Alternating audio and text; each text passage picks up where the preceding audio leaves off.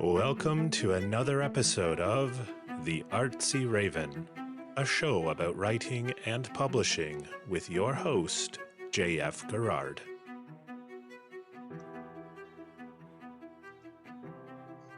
Hello everyone, I'm your host J.F. Garrard.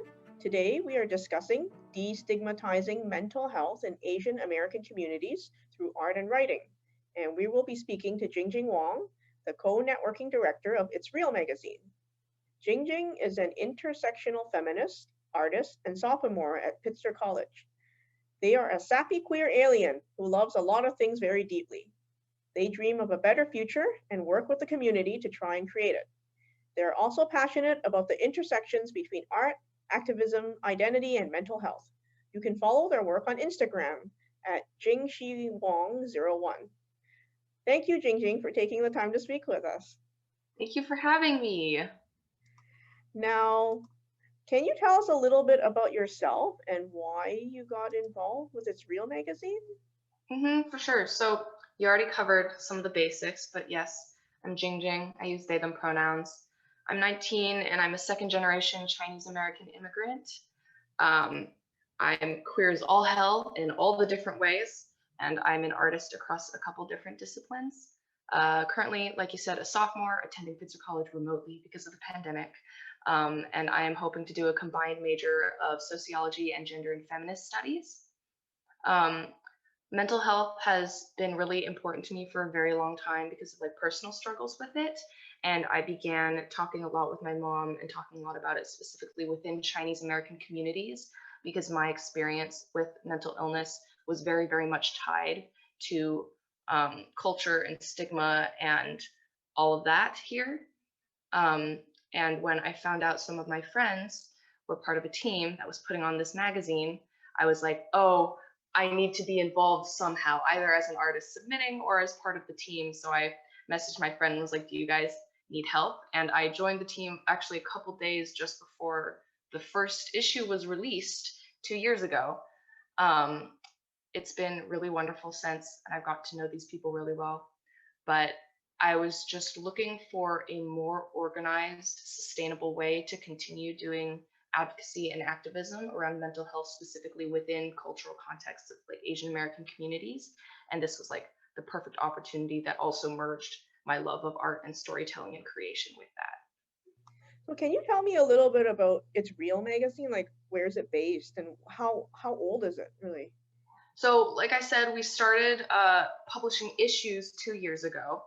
Initially, we went with every month, and now we do quarterly. But it was created by a bunch of students, teenagers here in the Seattle area. But now we have staff members all over the US, and we're open to, other American countries as well.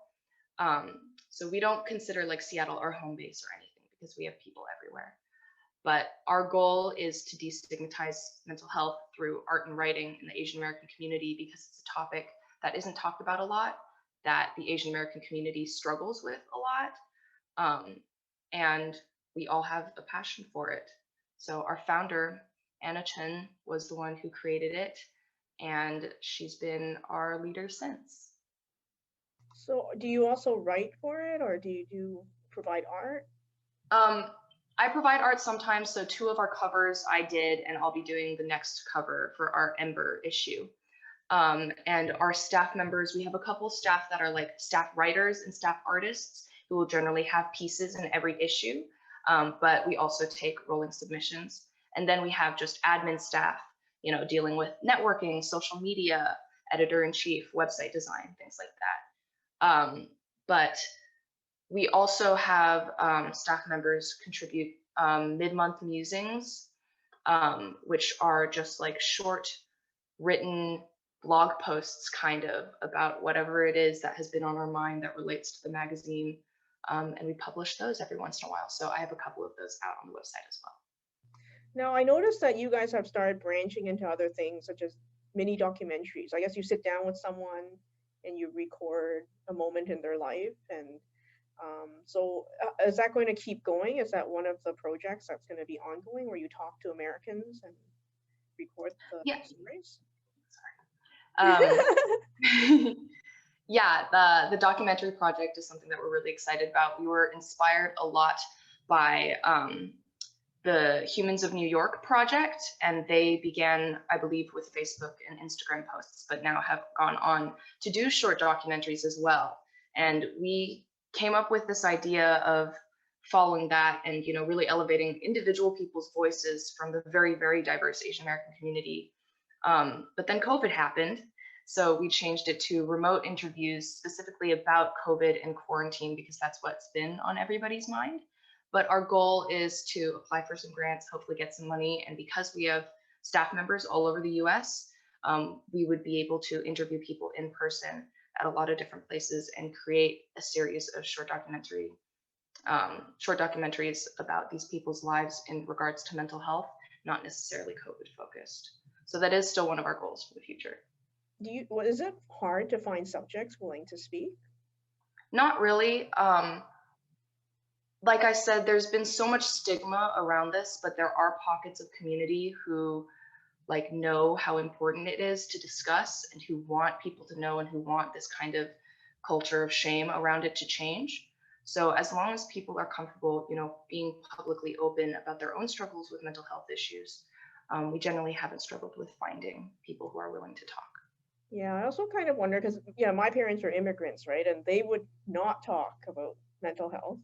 And it's just something you don't have, like, you know what I mean? It's a face thing, right? Like, you're perfect. Like, do not let anyone know you have issues. Saving face. Yeah, so I kind of honor. wonder. I mean, I think it's you know, more destigmatized as time goes on. But I wonder in Asia, I think it's probably harder probably to deal with mental health there than here, because here we're also considered, you know, the bananas, you know, like we're different, right, compared to Asian people in Asia. So I think but it's really great that you guys are doing it here for the community, and you know, at least we started, you know, I don't think there's anything equivalent in Canada where I am, of like an Asian mental health magazine. I mean, I think some people are I think I've seen one or two issues like of maybe loose leaf dealing with mental health, but nothing, like no projects that are specific to mental health for Asian Canadians anyways. So I guess you guys have a team in Seattle. Like, I mean, I know we're talking about how like it's not really a base, but I guess you guys must have like some main staff members that apply for grants, and then there's volunteers. Is that how it works?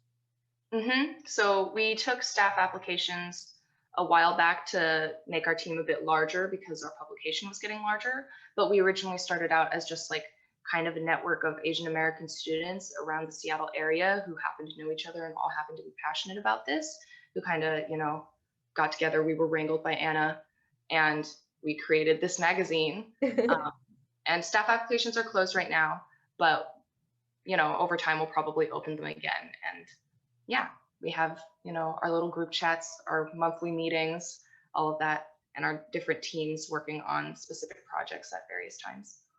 So what kind of challenges has your team faced, and how did you overcome these challenges? Like what do you think has been the biggest challenge for the magazine? I think one of the biggest challenges is just sustainability. With any kind of small project like this with an independent team, whatnot, it can be really easy to burn out, especially because we're all very young and none of us have like really done this before. So it's a first adventure into publishing for us. But one of the really important things for us to remember is to know to balance our own mental health needs with our responsibilities for the magazine. And we have a very close-knit team and we're very comfortable communicating with each other about when we need space, when we need support, how to navigate all of that. So I think largest struggle is just sustainability, whether or not that comes with like whether or not we have funding, how we have the money to, you know, pay for our website domain, things like that. But yeah, we had to take a short hiatus when COVID hit because things were really, really rough for everybody. And we were like, okay, we're gonna go on a semi break because we need it right now. But it's just learning how to navigate that with our team. Yeah, because I noticed like a lot of your team members are in high school or university. So I mean, things change over time, but I think as long as you guys, if you guys are a good team and stay tight, you guys can do anything really. So, what are some of the barriers within the Asian community which stops people from getting mental health help? Like, what do you think some of the stigmas are? So you definitely mentioned the big one, which is the general stigma around mental health and mental illness that we have, in all of our societies. But within Asian American societies, this idea of saving face and family honor is like extra, extra big. So that idea that you can't be open about any struggles you have because it will reflect badly on your family and that you're not playing the proper role, especially when we have this model minority myth and this need for excelling because we have so much of our population is immigrants, or descendants of immigrants, right? There's this feeling of needing to fit like a perfect mold in order to do the best you can to do well in a society after your parents have given so much to like bring you here, right? Along with all of the issues that come with being a marginalized individual within a predominantly white American society. So the biggest one is stigma. People don't talk about it. People won't acknowledge that they have problems. People are not educated about what mental health and what mental illness is and what kind of treatments there are and what kind of accommodations and support exist. And that's the largest barrier. I would say the other one is language barriers. And culturally competent treatments. So it's hard to find sometimes like culturally competent therapists and people who are able to engage with Asian American communities while understanding where they're coming from and also not demonizing Asian American and Asian culture at the same time. So yeah, I would say culturally competent treatment is a big barrier, which includes, language access. And then the other big one is stigma and this idea of saving face. So how do you think we can change this? Like, it's Real Magazine is sort of one step to sort of share our stories and art. Like, what kind of other strategies do you think we can do to sort of change this in the Asian community? The main one is just talking about it. Like, mental health is something that everybody has to struggle with, and mental illness is like relatively common, especially considering the world and constant crisis that we live in today. So it's not like this is actually completely foreign to anybody in terms of lived experience. It's just that people won't discuss it. People think that it is something that they are experiencing in isolation, things like that, right? So just speaking about it openly and being able to communicate to your, comfort level about what you've experienced or what you've seen makes a really big difference. Within the local Chinese American community that my family is like a part of, I've been one of the like most open people around mental illness and mental health struggles, to the point where like my mom and I are known a bit for that, and people will like contact us and be like, I'm worried about my child, or I'm having some concerns. And that's part of why we started, we did a workshop with one of the local Chinese American nonprofits here that we're a part of. So just that, like breaking that first barrier of even acknowledging it is really important, because then other people will as well.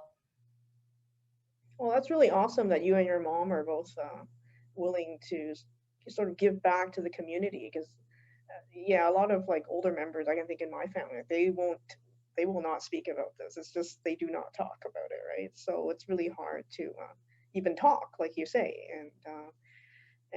Yeah, and language is another thing, because I'm just thinking, like, I'm in a big city and I know that, if I go to a hospital I don't speak English, that's fine. But I think if you're in a rural community, oh gosh, it'll be really hard to find a translator, right? But it depends where you are, right? And Even here there are still moments, like I live in the suburbs outside of Seattle, but there are still moments, where it can be very hard to access things, not just because you get there and you don't like have a language in common that you're able to communicate in, but because a lot of elders like don't know how to use the internet, which is where all the resources are posted, or don't, have the cultural understanding of kind of like mainstream American society here to even know where to go to look for resources, or that there even are resources. So before you even get to that like language barrier of like when you're at the hospital for treatment, you have to get to the point where like you even know that these things exist. like, how does it work? Like, I live in Canada where we have a universal healthcare system, right? So if I have a mental breakdown, someone can drag me to the hospital. I mean, I have to give permission, right, if I want the psychiatric help. But I mean, that's like, I don't have to go to a specific hospital. So in the US, I know you guys have an insurance system, right? Like, are you, like, let's say you have a nervous breakdown. Are you only allowed to go to certain clinics or hospitals that your insurance, or you call the insurance company first? Like, how would it work? It's a mess, and it's Okay. very, very, very expensive, and so many people will forego medical treatment because it's too expensive. Like, just an ambulance ride can be too much for people to pay for. So they will like ask people, don't bring me to the hospital. I will not be able to pay off the medical bills, and that's going to ruin you, right? So that's a big concern. A lot of insurance and like health insurance doesn't necessarily cover, mental health in the same way that they will cover physical health. Not that we're very good about physical disability either. And yeah, there are, some specialists for certain kinds of mental illnesses, and psych wards still exist, all that kind of stuff. But it's complicated. Oh my goodness. I do want to go back really quick to something you were talking about, though, about Sure. the older generation. Yeah. I happen to be really, really lucky that my mom is willing to talk with me about this. I would not have survived if I was not able to communicate well with her and have her support through all of these years. And she's like very open and has learned so much and is like one of my main support pillars. So her willingness to talk and not be worried about losing face and know that, she's fine doing what she's doing and she's happy with me and where I am and what I do is something that I'm very, very grateful for. And she also sees this issue of mental health that is very, very urgent, within our communities. When you look at things like academic pressure, access to resources, all of that. And she's like, yeah, this is a very big problem. And I just want these parents to understand, like, this is how you can help your children and, also help yourself if you're struggling, right? So her willingness to openly speak about it and partner with me to like do workshops where she can, fluently speak in Chinese where I am not completely fluent, and, come from the perspective of a first generation Chinese immigrant, is really, really helpful. Well, that's really awesome. I mean, I hear stories about how, is it in September, October, or like in Hong Kong, there's like certain months that you shouldn't step out on the streets because students just kill themselves. They jump off buildings, and it's like a thing. So I think now the Hong Kong government before COVID was trying to do a whole mental health sort of, campaign to address this. But I don't know. I mean, Hong Kong's kind of a mess right now, anyways. But I hope that, they did make some difference. But there's a lot of pressure in Asia, especially for education. It's just a competitive environment. I mean, let's just face it, you're against a billion people, right? So, you have to be really, really good in order to make a living. And I think maybe part of that too is that, you're so busy trying to be competitive. You just sort of forget about everything else, right? Because you're trying to survive really at the end of the day. And you just forget about other things in your life because you have to do this and earn money and et cetera, et cetera. So what are some of the trending issues of mental health do you see in the Asian community? You just hit one of them, obviously academic pressure, but also I'd like to acknowledge that the term Asian American is very, very broad and covers a lot of different people. And It's Real Magazine, I believe that our readership and our like artists and writers that are submitting are primarily like US people, but we are open to people from like anywhere in the Americas who identify as ethnically Asian, as well as those who are no longer residing there but have had experiences there. But yes, I can mostly speak to like the Asian American as in USA experience.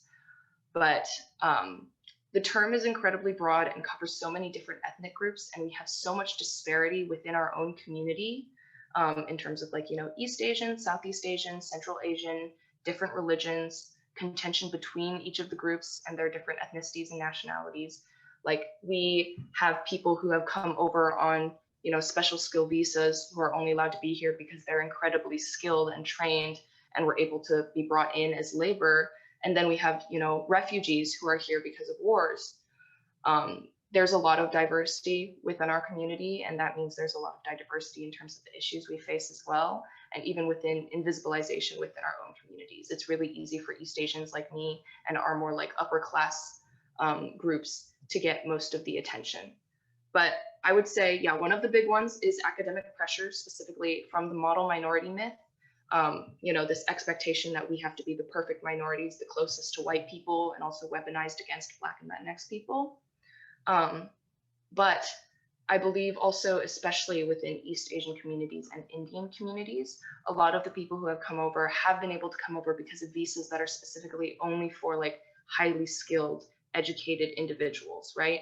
So the people who are able to come over here, so many of them are like top of their school, best universities, like scored first on the national exam, like all of these. And that's the group that has come over. And for them, the only way out of poverty or the only way to America was to exceed academically,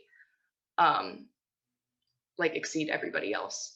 So a lot of times that kind of mentality is given to their children as well. It's like, this is your one way to secure your future, to know that you will have a good life.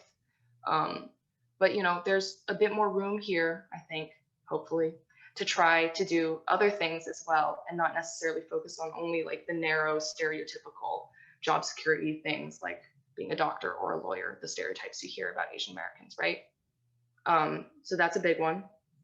And then I would say the other one is just existing as a marginalized individual, as a person of color within the United States, is traumatizing day to day. And it's something that all of us have to struggle with, whether or not we're multiracial or white passing or dark skinned. Like, all of us will always be othered and considered, a perpetual foreigner because we're Asian and look Asian. So there's that. And then I think the last big one would be intergenerational trauma, which, everybody struggles with, but for us, it'll come up in certain ways, like it does for, every ethnic group. Yeah, I'd also like to add that maybe social media sort of magnifies these problems as well. Like, I mean, just seeing that lady getting attacked in San Francisco, it's so traumatizing to see it. I mean, To know that people will see you like that and nothing else is yeah. terrifying. But yeah, the rise of social media and globalization has definitely made it worse, because all of us, not just Asian Americans, are bombarded with this traumatizing information about violence 24/7 that we're not made to handle, and it can be very, very overwhelming. And like, a lot of people will struggle with anxiety because of it. Yeah, and sometimes I think people see us as one group, like you say, like we're very diverse, but and there's a lot of interfighting, as you say, between groups. Like, there's so much interfighting. We're not exactly that peaceful here.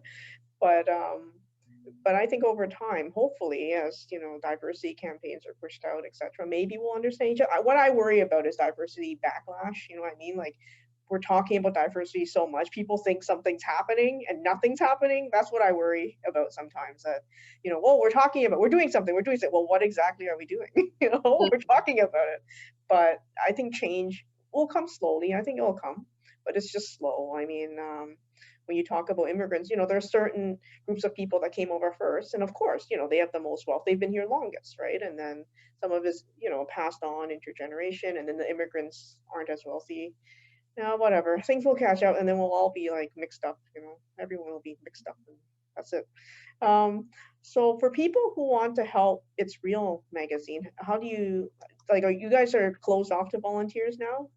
Yeah, right now our staff applications are not open, but like, keep an eye out for it. I don't know when they'll be open again.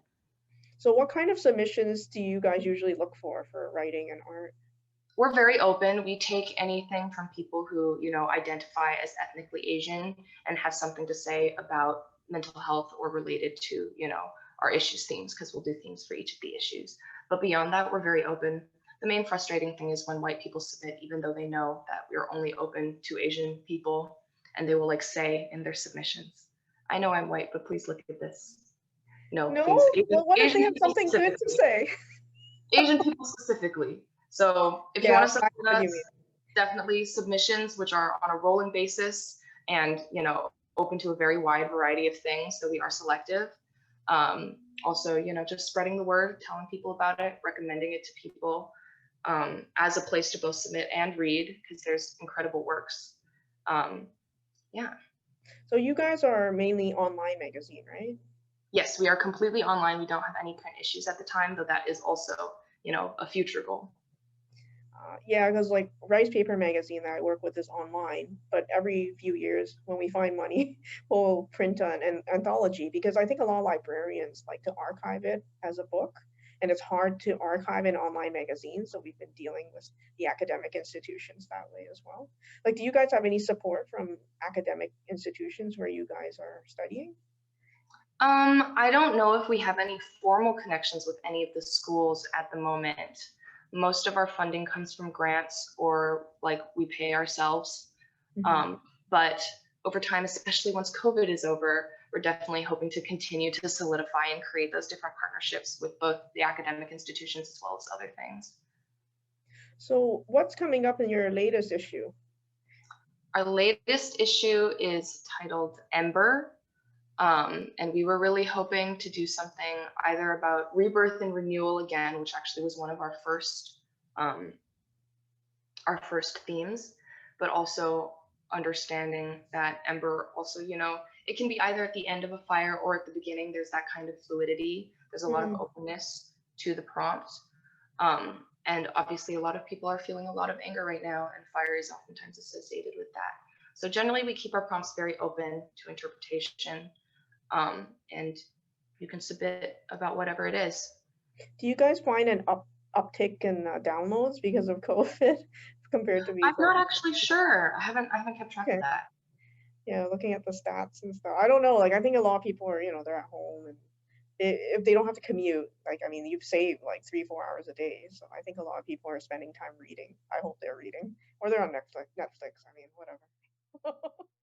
So thank you, Jing Jing, for letting us speak to you. And It's Real Magazine can be read online for free at itsrealmagazine.org. For more upcoming episodes of the Artsy Raven about writing and publishing, visit us at jfgarrard.com/arpodcast. If you enjoyed the show, you can show your appreciation by buying us some digital copy. The Artsy Raven is produced by JF Garrard. The voice in the show's introduction is Chris Corman, and music is by Tim Moore. Thank you for tuning in. Until next time, stay safe.